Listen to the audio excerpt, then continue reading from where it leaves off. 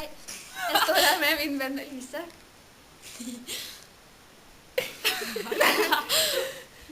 Fy.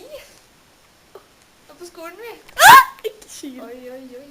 Hun skikkelig søte. Det er mine venner. Selma og Elise.